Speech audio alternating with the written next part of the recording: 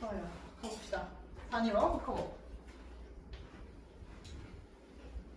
자, 우리 단어들은 어떻게 구성이 됐냐에 따라서 우리가 뭐 단위로 복합어를 구분을 하게 되는데요. 자, 단어는 하나의 어근으로 만들어져 있으면 단위어라고 부르죠. 그래서 단위어 가장 대표적으로 뭐 있을까? 뭐 책. 이런 애들 다 단위어지. 책, 그다음 하늘. 더 이상 못 나오잖아. 근데 얘들아, 먹다도 단위어예요. 먹다는 물론 형태소는 두 개야. 하지만 어근은 하나잖아. 그러면 단위어로 보는 거야, 그치? 그래서 우리 어근 하나로 구성되어 있는 거, 어미는 이때 논외로 합니다. 어미 같은 건 제외하고 접사 없이 어근 하나씩만 이루어진 걸 우리 모두 단위어라고 부르게 돼요. 자, 그리고 이제 복합어라는 친구가 있는데, 복합어는 단위어와 다르게 뭐 두 개 이상의 어근으로 만들어져 있거나 아니면 어근과 접사가 붙어서 만들어진 단어들을 복합어라고 부릅니다. 복합어는 어근과 접사가 붙어서 만들어졌으면 파생어, 어근과 어근이 붙어서 만들어졌으면 합성어가 됩니다. 나름 우리만의 약속이거든. 그러니까 보편적으로 국어 하는 사람들의 보편적인 약속은요, 접사는 세모로 표시를 많이 하고요, 어근은 동그라미로 표시를 많이 합니다. 그래서 동그라미 세모 뭐 이런 식으로 많이 얘기를 하게 될 거야. 그래서 우리 파생어는 동그라미 세모로 구성이 되어 있는 거, 그 다음 합성어는 동그라미로 구성되어 있는 거죠. 파생어는 따로 볼만한 건 없습니다. 우리가 이미 아까 전에 봤던 그 접사들 붙는 게 싹 다 파생어야. 예를 들어 나무꾼, 그 다음에 빨리, 이런 것도 다 파생어야. 빨리도 우리 빠르다에다가 이 붙은 거니까 파생어가 되는 거고요. 자, 그리고 또 뭐도 있어? 뭐 풋사랑, 새파랗다, 요런 애들 싹 다 파생어가 되는 겁니다. 요렇게 파생어 뭐 뒤에 붙었든 앞에 붙었든 뭐 이것도 굳이 구분하고 싶으면 접두 파생어, 전미 파생어 이렇게 부르기도 하고요. 자, 합성어는 동그라미로 구성된 친구들인데요. 예를 들면 어떤 거 있어? 봄바람. 근데 여러분들이 명사인 합성어들은 잘 잡아내는데 용어인 합성어를 못 잡아내는 경우가 있어요. 오가다.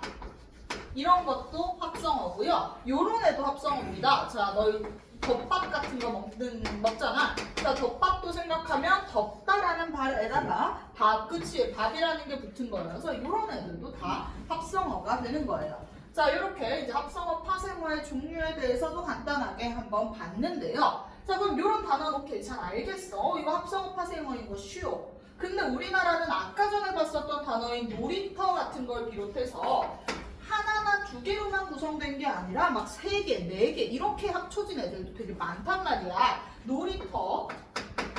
여기 내가 지금 예시로 적어놓은 불꽃놀이, 시부모, 뭐 이런 단어들을 보면 얘네들은 굉장히 여러 가지의 형태소로 만들어져 있어요. 싸움꾼까지 내가 적어놨네. 일단 형태소 분석을 해서 동그라미 세모를 체크를 해보면요, 놀다의 놀이기 때문에 놀은 동그라미야 세모야? 어근이잖아. 어근은 동그라미, 이는 세모, 터는 동그라미 명사야. 그래서 동그라미 세모 동그라미야. 그럼 얘는 합성어냐 파생어냐? 얘 합성어일까 파생어일까? 합성어야.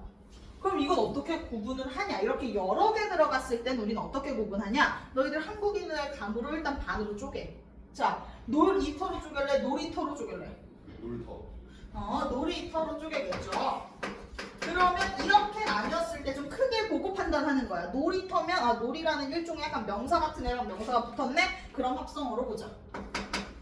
크게 놓고 판단한다고 생각하면 돼요. 아무리 동그라미 세모 동그라미여도 전반적으로 봤을 때는 합성어처럼 생겼잖아. 그럼 합성어가 되는 거야. 반으로 쪼개서 먼저 생각할 거야. 불꽃놀이 같은 경우에는요, 동그라미 세모거든. 형태소 분석을 하면 불, 파이어, 꽃, 플라워, 놀, 플레이, 이, 접사 이렇게 되는 거야. 그렇기 때문에 이렇게 동그라미로 나뉘는데 얘도 일단 반으로 쪼개면 어떻게 쪼갤래? 불꽃? 그치, 불꽃, 놀이로 쪼개야겠지. 그러면 아무리 접사가 있어도 겉으로 봤을 때 뭐 같아?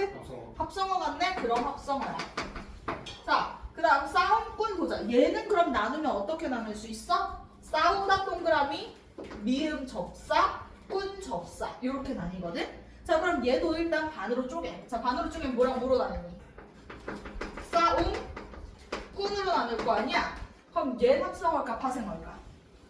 얘는 파생어야. 사실 세모가 이렇게 단독으로 하나로 떨어지면 파생어라고 생각하시면 됩니다. 세모가 단독으로 띡 떨어져 있을 때를 제외하고 우린 다 합성어로 보게 돼요. 싸움꾼은 동그라미 세모 세모인데 얘는 하나가 단독으로 떨어졌으니까 파생어 이렇게 부를 거고.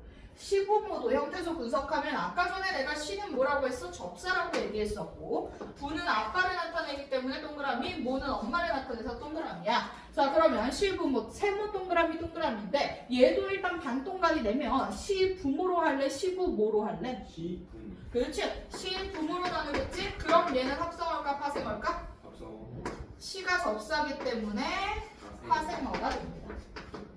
이렇게 여러 가지가 합쳐져 있을 때는 먼저 뭐부터 해라? 딱 2등분을 하고 나서 전반적인 그 사이즈를 보고 여러분들이 판단을 하면 됩니다. 이렇게 딱 혼자 단독으로 접사가 떨어져 나왔을 때를 제외하고는 사실 다 합성어로 봅니다. 잘했어. 자, 그러면 이제 우리는 파생어는 아까 전에 종류 되게 많이 봤었죠. 우리 막 품사가 바뀌는 파생어도 보고 접두 파생어도 보고 전미 파생어도 봤는데 합성어 파트의 설명을 조금 부실하게 해서 합성어에서 우리가 제일 중요한 포인트 이야기하고 가겠습니다. 아마 좀 공부 좀 했으면 이거 들어봤을 거야. 통사적 합성어, 비통사적 합성어라고 되게 유명한 합성어가 있습니다. 요거 한번 구분해 보도록 할게요. 얘들아, 통사, 비통사 중에 하나는 합법적인 방식으로 만들어진 합성어고요. 하나는 불법적인 방식으로 만들어진 합성어라고 생각하면 돼. 근데 너희들은 한국인이기 때문에 구분이 돼. 자, 통사가 합법일까? 비통사가 합법일까? 통사가 합법, 그렇지. 비통사가 불법적인 방식으로 만들어졌다 이렇게 생각하면 돼. 근데 그렇다고 해서 통사적 합성어, 비통사적 합성어 중에 비통사적 합성어는 비문이고 잘못된 단어고 이건 아니야. 다 올바른 단어인데 만들어지는 과정이 합법이었냐 불법이었냐 그 차이가 있는 것뿐인 거지. 통사는 합법이야. 이 말인즉슨 우리가 평소에 말할 때 자주 쓰는 방식이다 라는 거고, 비통사 불법, 우리가 흔히 말할 때 잘 안 쓰는 방식으로 만들어진 단어를 비통사라고 이야기하게 됩니다. 자, 그럼 예를 들어서 생각을 하면 너희 조사 생략은 합법일까 불법일까? 불법이죠. 생각해도 돼요. 그치? 지금 우리 나 말하는 것만 봐도 조사 거의 안 붙인단 말이야? 근데 그렇다고 내가 그럼 쓰고 있는 말이 다 비문이야? 아니지. 난 굉장히 문법적인 말을 하고 있단 말이지. 그런데 조사를 막 생략해. 그치? 조사 생략은 우리나라에서 합법입니다. 조사는 생략해도 괜찮아. 그러면 조사 생략을 해서 만든 합성어는 뭐라는 거야? 합법적 합성어, 통사적 합성어가 된다는 거지. 예를 들어서 설명을 해주면 힘들다. 힘들다 생각해보면 원래 뭐였을까? 힘이 들다였겠지. 그런데 이라는 조사를 생략했어. 하지만 괜찮아. 조사 생략은 우리 평소에 말할 때도 많이 생략하기 때문에 이건 합법이야. 그래서 힘들다 같은 친구는 통사적 합성어라고 보는 거야. 근데 그럼 불법인 경우는 뭐가 있을까? 자, 불법. 어미 생략은 불법입니다. 우리나라에서. 자, 내가 말할 때 어미 생략하는 거 그거니? 갈말. 갈래말래 이거 갈발 뭐 이렇게 요즘 줄이지만 그건 비문이라고 보겠지. 잘못된 문장이잖아. 그러니까 우리는 어미를 생략하면 잘못된 문장이라고 본다고. 자, 그러면 어미 생략해서 만들어진 단어들은 비통사적 합성어가 되겠죠. 예를 들어서 우리 아까 전에 봤었던 단어 한번 같이 봅시다. 덮밥 보자. 덮밥. 원래 어떤 단어에서 나온 걸까? 덮다. 그렇지? 이렇게 이불을 덮다 할 때 그 덮다에서 나온 말이잖아. 근데 다를 어떻게 했어? 갑자기 삭제해버렸네? 그럼 어미를 생략한 거지? 이러면 불법적인 단어여야 해서 비통사적 합성어라고 보는 거고요. 그리고 또 비슷한 걸로 오가다. 오가다도 뭐랑 뭐가 합쳐졌을까? 오다가다. 맞아. 오다가다가 합쳐진 단어야. 근데 다를 냈다? 생략해버렸잖아. 그리고 만든 게 오가다라는 친구야. 그럼 얘도 어미 생략해서 만들었으니까 비통사가 되는 거야. 너희는 그럼 약간 이렇게 법 같은 거 공부하면 합법인 걸까를 외울까? 불법인 걸 외울까? 둘 다. 불법을 주로 외우지. 그치? 너희가 아직 운전면허 시험 안 봐서 모르겠지만 나 이제 봤잖아. 필기 봤잖아. 무려 고득점으로 이제 합격했거든. 80점 넘었어 내가. 멋있지? 근데 질문이요. 잘 나와주세요. 아 왜? 저기 어미 생략에는 무조건 종결어미만 가능한 거예요. 아니요, 사실 우리 여기서는 어미라고 이야기한 건 모든 어미를 포함하는 거죠. 근데 우리가 다라고 인식을 해놔야 통일적으로 기억하기가 쉬워서 다를 적었을 뿐 덮은 밥에서도 은 생략됐으면 어미 생략인 건 똑같으니까 이런 건 굳이 신경 쓸 건 없습니다. 되게 좋은 질문 중에 하나였어. 좋은 질문이었어. 자, 그랬고 우리 불법인 걸 외우는 게 훨씬 편해요. 그치? 자, 불법인 걸 외울 건데 우리 불법인 게 두 개밖에 없어요. 우리나라에서. 그래서 어미 생략이랑 하나 더. 부사는 원래 뭘 꾸며 주로? 동사를 꾸미죠. 그쵸? 주로 용언을 꾸미죠. 그런데 부사는 사실 뭐 용언도 꾸미고 오만잡탕 다 꾸미는데 부사가 못 꾸미는 게 하나 있어. 잘 못 꾸미는 거 뭐지? 명사. 체험이죠. 맞아. 체어는 명사 둘 다 맞는 말입니다. 그래서 우리가 부사가 만약에 명사를 수식하고 있다면 이거는 좀 흔하지 않은 일이겠지. 그래서 불법에 들어갑니다. 불법은 딱 두 개라고 생각하면 돼요. 어미가 생략됐거나 아니면 부사가 명사를 꾸미거나 딱 두 개밖에 없습니다. 자, 부사가 명사를 꾸미는 경우 같이 보면 뭐 어떤 게 있을까? 붓을, 빛 이런 게 있습니다. 우리 부슬부슬 할 때 이런 부슬같이 의태어나 의성어 같은 애들 모두 다 부사에 포함되는 개념이거든. 그래서 부슬 같은 의태어라는 부사가 비라는 명사를 꾸며주는 형식으로 들어갔네? 그럼 비통사가 되는 거야. 이렇게 두 개를 기억하면 되겠고, 그럼 통사는 엄청 종류가 많아요. 그럼 반대의 케이스들은 다 통사에 들어가겠지. 어미 생략을 하지 않는 경우가 통사일 거야, 그치? 어미를 생략하지 않고 그대로 적어주는 거죠. 연결 어미를 적어주는 거. 예를 들어서 들어가다. 교실에 들어가다 이런 표현이 있다고 치자. 들다 가다에서 만들어진 걸 거야. 근데 다 대신에 뭐가 있어?